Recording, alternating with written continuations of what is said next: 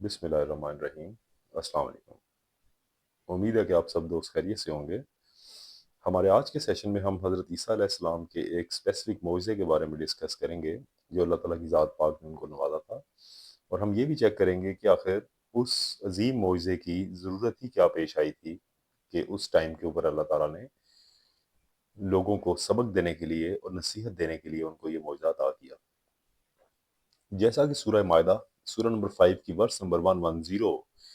کے مطابق حضرت عیسیٰ علیہ السلام کے عظیم معجزات میں سے ایک معجزہ اللہ کے حکم سے مردوں کو زندہ کرنا بھی تھا، اور ان میں سے پہلا مردہ اگر دیکھا جائے جو کہ آپ نے زندہ کیے تھے اللہ کے حکم سے، وہ ایک لڑکی کا تھا۔ اور جب عیسیٰ علیہ السلام نے اللہ کے حکم سے اسے زندہ کیا اور وہ قبر سے باہر نکلی تو اس وقت وہ اپنے سر سے مٹی جھاڑ رہی تھی، اور اس لڑکی نے بتایا کہ اسے 3 آوازیں سنائی دی تھیں۔ پہلی آواز پر اس کے جسم کے اعضاء آپس میں جڑ گئے، دوسری آواز پر اس کے جسم میں روح ڈال دی گئی، اور تیسری آواز پر خوف کے مارے کہ کہیں یہ قیامت کی چیخ تو نہیں،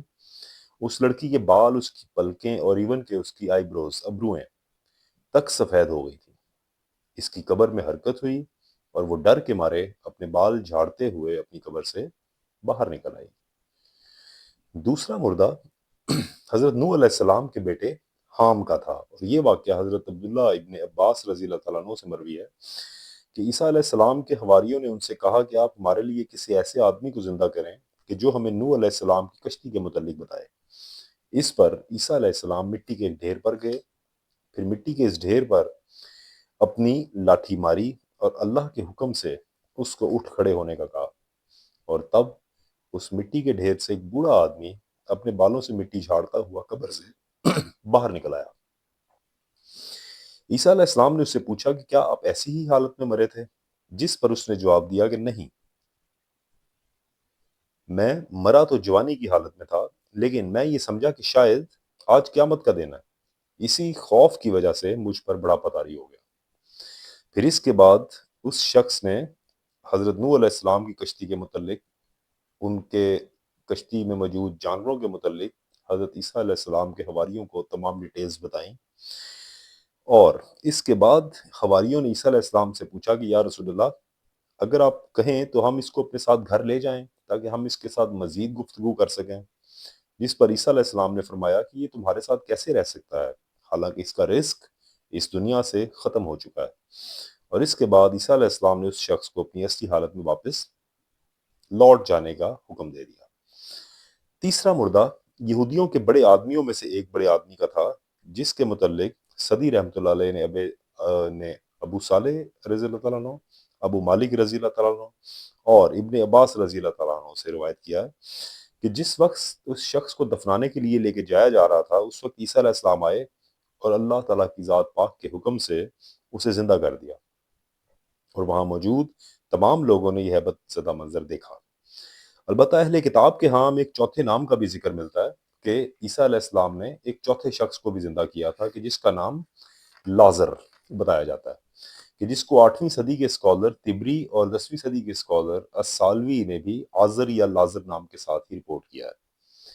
اللہ تعالیٰ کے اس حضرت عیسیٰ علیہ السلام کو عطا کردہ اس معجزے یعنی مردوں کو زندہ کرنے کے پیچھے دراصل ریزن کیا تھی، یہاں سے ہم یہ چیز ڈسکس کرنے کی کوشش کرتے ہیں۔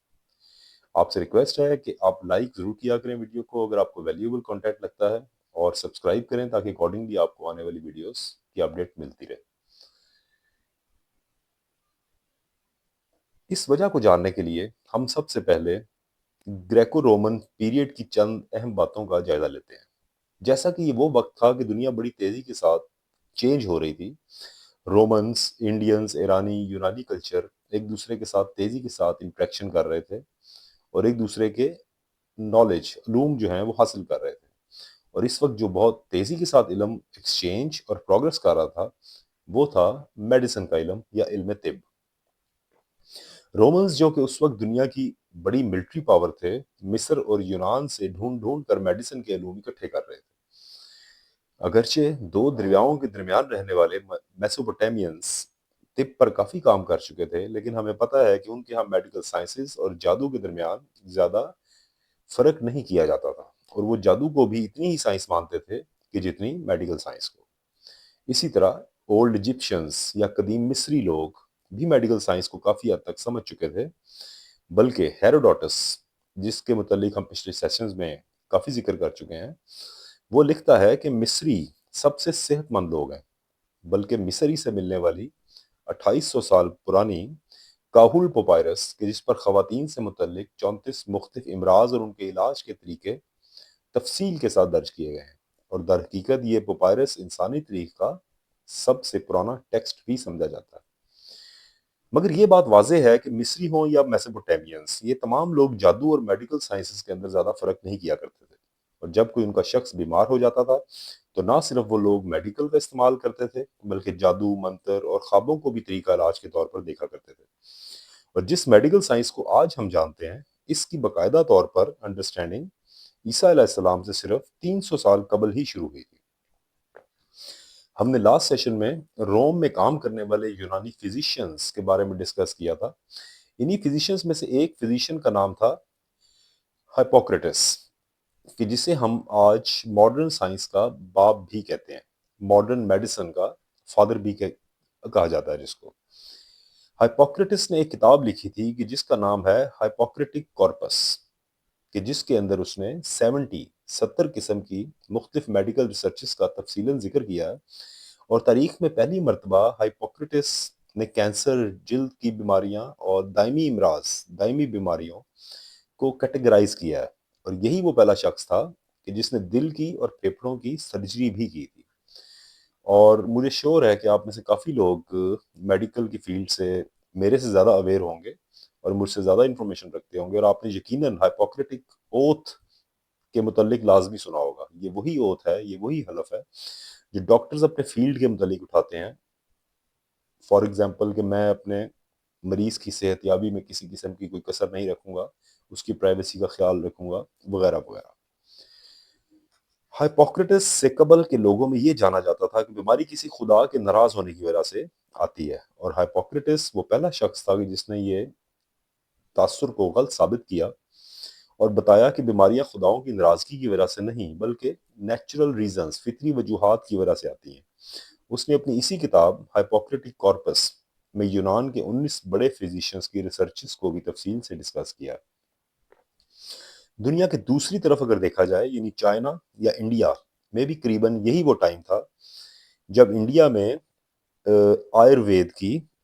پریکٹس اسٹیبلش ہو رہی تھی، کہ جس کے اندر 8 قسم کی دعاؤں کے متعلق، میڈیسنز کے متعلق ریسرچز جو ہیں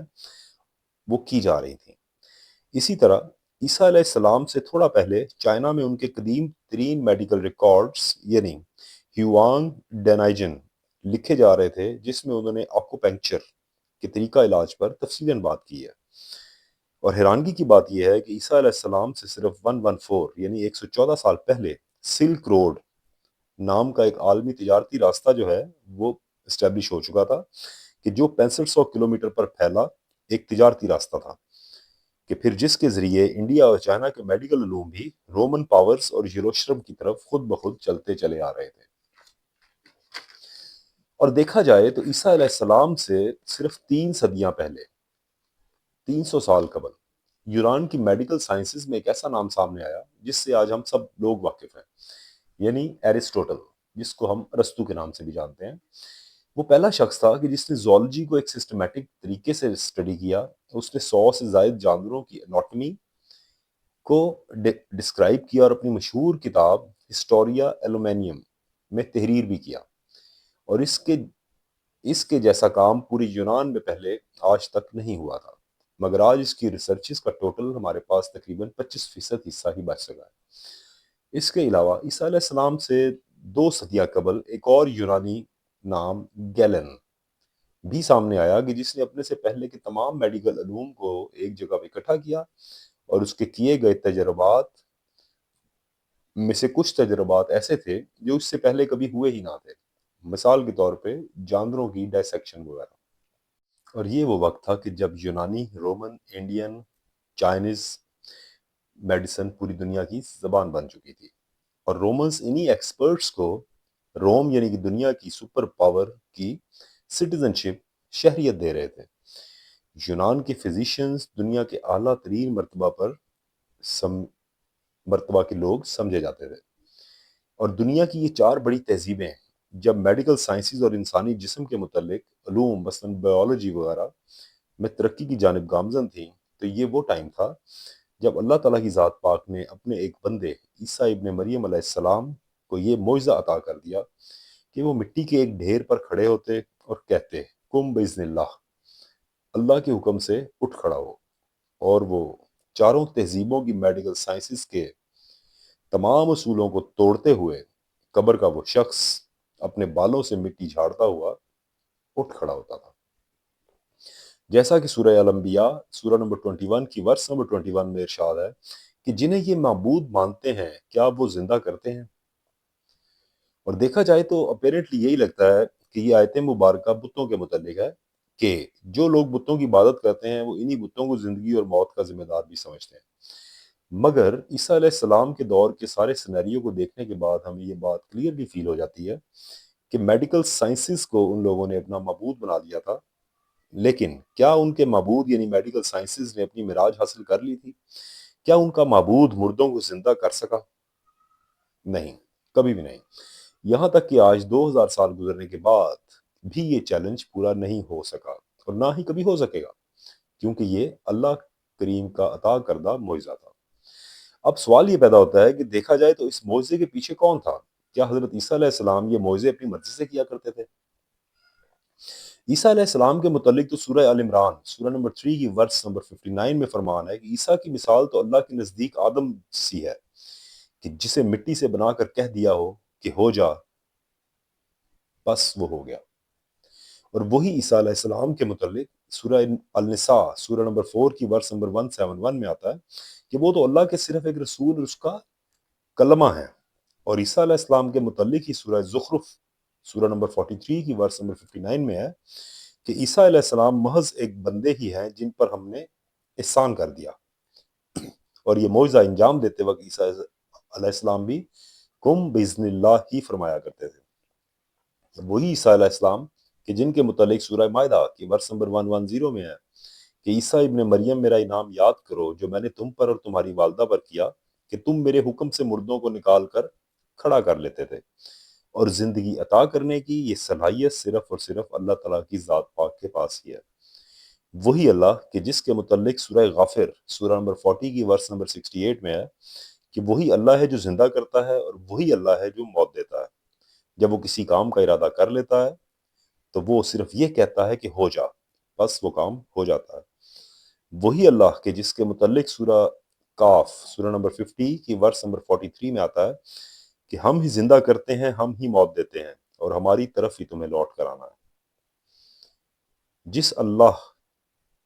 کے متعلق سورہ عبس سورہ نمبر 80 کی ورس نمبر 22 میں آتا ہے کہ جب چاہے گا انسان کو زندہ کر دے گا، وہی اللہ کہ جس کے متعلق سورہ توبہ سورہ نمبر 9 کی 116 نمبر ورس میں آتا ہے کہ وہی زندہ کرتا ہے اور وہی موت دیتا ہے،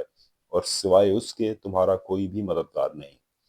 اور جس کے متعلق سورہ یونس سورہ نمبر 10 ورس نمبر 31 میں ارشاد ہے کہ کون ہے جو زندہ کو مردہ سے اور مردہ کو زندہ سے نکال سکتا ہے، اور اسی آیت مبارکہ کا جواب ہمیں دیکھا جائے تو سورہ روم سورہ نمبر 30 ورس نمبر 19 میں ملتا ہے کہ وہ اللہ ہی ہے جو مردہ کو زندہ سے اور زندہ کو مردہ سے نکالتا ہے، جیسا کہ سورہ غافر سورہ نمبر 40 کی ورس نمبر 65 میں ہے، وہ زندہ ہے، اس کے سوا کوئی اور معبود نہیں، تم صرف اسی کی عبادت کرو، وہ رب العالمین ہے۔ اور سورہ فرقان سورہ نمبر 25 کی ورس نمبر 58 کے مطابق وہ ہمیشہ زندہ رہنے والا اللہ ہی ہے کہ جسے کبھی موت نہیں، تم تعریف کے ساتھ اس کی پاکیزگی بیان کرتے رہو۔ یہاں تک پہنچ کے ہم حضرت عیسیٰ علیہ السلام کے چیپٹر کو کلوز کرتے ہیں۔ جیسا کہ ہم نے دیکھا کہ حضرت عیسیٰ علیہ السلام کو اتنا گرینڈ معجزہ عطا کرنے کے پیچھے لاجک کیا تھی، وہ ٹائم، اس ٹائم کے لوگ میڈیکل سائنسز میں کس طرح ترقی کر رہے تھے، جب اللہ تعالیٰ کی ذات پاک نے ان تمام کے آگے فل سٹاپ لگایا اور عیسیٰ علیہ السلام کو اتنا گرینڈ معجزہ عطا کیا۔ نیکسٹ سیشن میں انشاءاللہ ہم نئے ٹاپک کے ساتھ حاضر ہوں گے، تب تک کے لیے اپنا خیال رکھیں۔ Thank you.